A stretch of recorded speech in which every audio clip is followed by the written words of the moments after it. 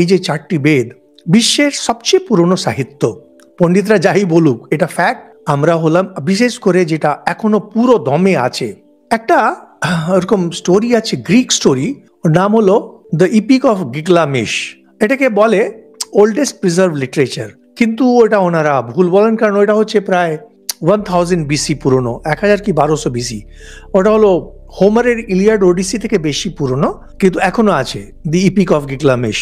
কিন্তু বেদ এর থেকে অনেক বেশি পুরনো। আর দ্বিতীয় জিনিসটা হচ্ছে, বেদ হলো বিশাল ভান্ডার, এত বিশাল ভান্ডার যে আসলে অনেক কিছু হারিয়ে গেছে, এত হারিয়ে গেছে যে ওটাকে উদ্ধার করার কোনো পথ নেই। বলেন, আমরা আগে আলোচনা করেছিলাম কিভাবে প্রত্যেকটি বেদের 4টে অঙ্গ।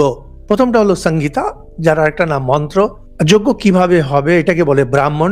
আর সেকেন্ড থেকে যখন একটু মন ভেতরে চলে যেত, তখন যে উপাসনা হতো এটাকে বলে আরণ্যক।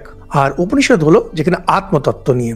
তো বলছেন সংহিতা এত ছিল যে একটা ভালো ঘর পুরো ভরে যাবে শুধু সংহিতাতে। ওই সংহিতার সঙ্গে কত ব্রাহ্মণ আর কত আরণ্যক, কত উপনিষদ, কল্পনাই করেছেন পুরো লাইব্রেরি হয়ে যাবে একটা বেদ। পতঞ্জলি তিনি বলছেন যে শুধু সাম বেদ, যেটা এখন ছোট্ট একটা বেদ, 4টে বেদের মধ্যে সবচেয়ে ছোট্ট, শুধু এর 1000টি শাখা ছিল, সেখানে এখন 7খানা না 8খানা শাখা মাত্র আছে।